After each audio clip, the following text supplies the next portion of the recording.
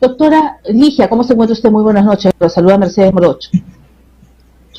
Doctora Morocho, para mí es un gusto nuevamente estar con usted en esta entrevista y decirle, ¿no?, que como abogada, miembro hábil del Colegio de Abogados de Lima, me es grato, ¿no?, participar y estar a su disposición en las preguntas que usted desea hacer, doctora, sobre el tema que usted desea entrevistarme. Preguntarle, doctor, usted es representante del Ministerio Público de Derechos Humanos del Ministerio de Justicia. ¿Y qué implicaría la falta de seguridad jurídica en el cumplimiento de la sentencia? Doctora, justamente, ¿no?, en mi condición de haber tenido una trayectoria, ¿no?, positiva en el Estado de 31 años, de los cuales he tenido oportunidad de poder recorrer todos los ámbitos, ¿no?, que se me ha permitido por mi profesión, porque la trayectoria era muy importante, ¿no?, en aquellas épocas, las cuales me inicié en mi carrera. Realmente puedo apreciar la necesidad en todos estos temas que están abordando actualmente de una seguridad jurídica que actualmente se ve inviable por los poderes del Estado, sobre todo lo que compete a nosotros los abogados, el Poder Judicial y el Ministerio Público. Yo le diría, ¿no?, que las personas ignoran, que todos ignoran, que el mismo Colegio de Abogados no permite transparentar los cambios desde la época del 90, doctora. Yo he tenido oportunidad de trabajar, ¿no?, en la Fiscalía de Prevención, que era entonces, ¿no?, Fiscalías del Delito, la cual he tenido oportunidad de combatir los delitos contra la tranquilidad pública, inclusive toma de residencias, en la cual el fiscal participaba y garantizaba el accionar en la labor que competía a la seguridad jurídica con la policía, pero el fiscal dirigía. Hay que ser tajante y radical que el fiscal dirigía, era el responsable, el titular de la acción penal, siempre lo fue, doctora. En la DIRCOTE igual, en la época del terrorismo también las investigaciones. Lamentablemente habían pocos fiscales, pocas autoridades del Ministerio Público, eran su mayor cantidad la policía la que formulaba los atestados o los partes siendo el caso, pero de acuerdo a la condición de procedimiento, el fiscal ese era el que tenía que evaluar, el que tenía que ver las pruebas, el que tenía que ver la gravedad de los hechos, el que tenía que analizar. Y después el Poder Judicial en la decisión. Pero doctora, la policía era la que coadyuvaba, pero no tomaba la decisión, nos guste o no nos guste. Yo después, cuando estuve en la Policía Nacional, tuve grandes problemas justamente por este tema, por la condición del titular de la acción penal, quién dirigía las investigaciones, quién es el que disponía realmente la calidad de las pruebas que se presentaban y se observaban, doctora.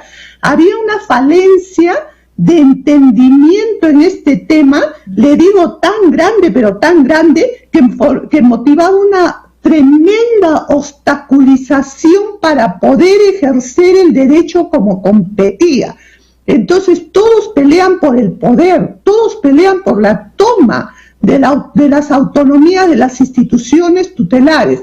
Del cambio trascendente que yo le puedo decir fue la década del 90, con la pacificación en lo que respecta a los derechos humanos, la condición, doctora, de cambios de las estructuras en políticas obligatorias, en políticas matrices sectoriales. Eso no se habla tampoco en la institución, en la televisión, no se dice. Los analistas políticos, doctora, ignoran los cambios trascendentales que sucedieron cuando el terrorismo, tanto terrorismo de Estado como terrorismo propiamente que se vivió por Sendero Luminoso, por el MRTA, fueron actos violatorios de los derechos humanos gravemente por ambos lados, doctora, que se presentaban con interés político definitivo. La Corte Interamericana tuvo una participación bastante importante y trascendental, que lo sabe el Poder Judicial y lo conoce el Tribunal de Garantías Constitucionales. Pero no se dice, doctora, yo quisiera, por ejemplo, preguntarle ha sido el aniversario del rescate, doctora Ligia, hace poco ha sido el aniversario del rescate de los comandos Chavín de Huántar. Sí, doctora. Como, digamos, muchos de los comandos se levantaron en señal de disconformidad cuando llegó el presidente Pedro Castillo. Sí. ¿Cuál es su parecer acerca? Bueno, doctora, decirle un parecer no. El abogado no se puede basar en pareceres, tiene que basarse en normas, en leyes, tiene que basarse en una historia jurídica. Nosotros no somos personas que inventamos el derecho. Entonces yo le digo que por haber laborado en la Dirección de Pacificación y Derechos Humanos, ex dirección que debió subsistir en la importancia de los altos mandos policiales y inclusive en los organismos civiles, doctora, yo le digo que no se tome en cuenta que para la pacificación del país se termina una condición, una época de conflictos, que eso está en las resoluciones correspondientes, y se inicia una época de pacificación. ¿Qué significa? De incursión en una vida democrática. La incursión en la vida democrática, doctora, permite que todos aquellos que han tenido una condición de partícipes, sean con un antecedente terrorista, un antecedente de Estado, de lo que fuera, tienen oportunidad de pasar a una condición democrática después de cumplir los lineamientos establecidos en las resoluciones de la Corte, que permitió justamente la sentencia y condición condenatoria de los grupos que consideró líderes de las responsabilidades que ocurrieron, doctora, las matanzas, los genocidios, las atrocidades anteriores a esa época. Entonces yo le pregunto a usted, doctora, ¿en qué nos basamos para invocar democracia si nosotros seguimos viviendo hechos pasados? Nosotros no estamos como Venezuela, hemos tenido participación de organismos internacionales, de la Cruz Roja, que muchos dicen que son terrucos, porque inclusive hasta mi persona me terruquearon por decir los antecedentes existentes en las normas vigentes. Lo que pasa, doctora, que no se transparenta, y ese es un gran impedimento para que pueda realmente haber pacificación en el país y comprender por qué se debe enterrar ciertas condiciones pasadas y reaperturar nuevos hechos basados en las condiciones jurídicas de corrupción que se puedan presentar en los nuevos gobiernos existentes, democráticamente elegidos.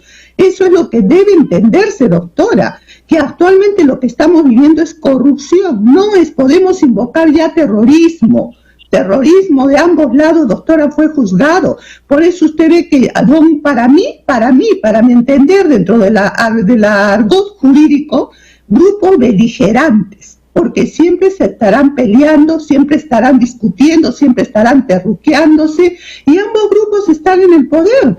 Porque si usted verá, yo por ejemplo fui víctima estrictamente de la década del 90 por la explosión sufrida, vivida, y por mis lesiones subsecuentes, que inclusive me maltrataron en una discapacidad, doctora, posterior, que degeneró la falta de tratamiento.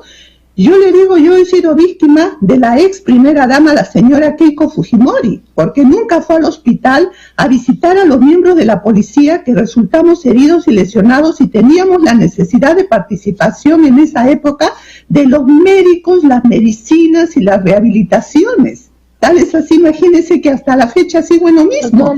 Y no se cumplen mis ámbitos judiciales, no se cumple la sentencia, doctora, no se cumple. Sí. Y yo digo, ¿puedo echarle la culpa a un gobierno? No, toditos. ¿Por qué? Porque los dos gobiernos beligerantes no quieren saber nada de la pacificación. La situación que vive actualmente. Sí, ¿no?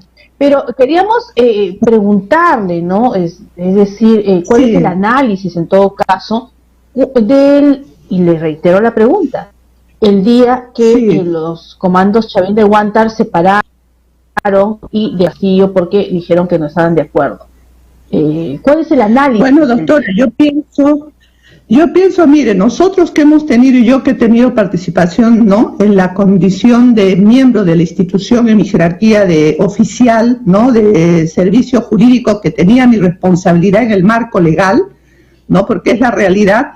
Si hablamos de responsabilidades, hablemos pues de la responsabilidad de las personas que tenemos la condición jurídica dentro de las instituciones. Yo le diría en realidad que se nos habla siempre de lo que significa ser héroe. Siempre se nos dice en la institución, en todos los días que formamos, los días lunes, los días de celebraciones, se nos recuerda qué cosa es un héroe, qué cosa significa un mártir. Entonces se habla de Miguel Grau, se habla de los héroes de la Policía Nacional, entonces de los héroes de la FA, de los héroes de las diferentes instituciones, se enaltece su nobleza, se enaltece su calidad de respeto, antes que nada a su patria, a la ley, a la paz, doctora. Un héroe muere por la paz, no muere para seguir haciendo guerra, para dejar sembrado la paz en un país. Entonces yo le pregunto, ¿hay la capacidad, hay la nobleza de poder demostrar que se está exaltando a héroes muertos o fallecidos y no a una persona que pueda representar un gobierno elegido democráticamente? ¿Qué se transmite a través de esa condición de un héroe, de un partícipe, de una persona que va a una ceremonia, que más aún si se forma en una institución uniformada, no deliberante, porque toda la vida es así, yo estoy asimilada, pero los de escuela, desde la escuela les enseñan la no deliberación, les enseñan la sujeción a las normas y las leyes internas institucionales y de deber hacia la sociedad y los gobiernos democráticos, mientras sigan siendo con esa condición. Por lo tanto, a mí me parece que estuvo muy mal, doctora, porque las leyes no lo permiten. Y en retiro como ciudadana, yo debo ser la primera que debo levantar el estandarte por la paz, por la pacificación del país, por la unión de los peruanos, porque eso nos enseñaron y eso nos han enseñado no solo en las instituciones uniformadas, en todas las instituciones, inclusive el Ministerio Público, inclusive el Ministerio de Justicia y Derechos Humanos, cuando tuve oportunidad de trabajar con poblaciones vulnerables, doctora. Pero por eso le digo que estuvo mal. Sinceramente, yo no puedo estar de acuerdo con un gobierno, con el proceder de un gobierno, pero sin embargo sí le merezco respeto por mi condición, ¿no? Por mi condición. Entonces, y primeramente es el país, el ciudadano, antes que mi persona. Y si yo he visto uniforme, he visto para servir al ciudadano. Por eso es que se ha cambiado lo que significa el ciudadano, el servicio, la vocación de servicio. Se ha perdido, doctora. ¿Quién es primero? Primero soy yo, primero es el ciudadano. Por eso cuando uno, en las escuelas de formación o en las instrucciones que da, a los miembros de la institución no le permite. Entendemos también que la policía ha sido muy golpeada porque muchas veces ha sido dejado de lado por los altos mandos, no digo todos, por supuesto, existe un buen grupo que se dedica a que ni bien llega a ser un alto jefe policial, se dedica a la parte política, pero fuera de ello se dedica a delinquir, porque eso es lo que hace, delinquen en detrimento de los que deberían ayudar, porque si ellos son jefes y son líderes, ¿no? Y han llegado a esos cargos, me imagino que deben llegar a cargos pues por su capacidad. Muchas veces no es así, usted sabe muy bien cómo se manejan las cosas, pero en fin. Entonces llegan a altos cargos y no ayudan a los policías de ninguna manera. Entonces, ¿qué pasa? Vemos comisarías que están con pésima infraestructura, vemos los baños de los policías que ni siquiera funcionan, vemos que el policía tiene que dar su computadora, su laptop si tiene algo de economía, vemos que se tiene que comprar su propio uniforme, porque los uniformes que le dan pues es un uniforme de pésima calidad, que puede andar con un uniforme totalmente sintético. Hablamos de las botas, ¿cómo puede caminar la gente con esas botas? O sea, hablamos incluso en plena pandemia.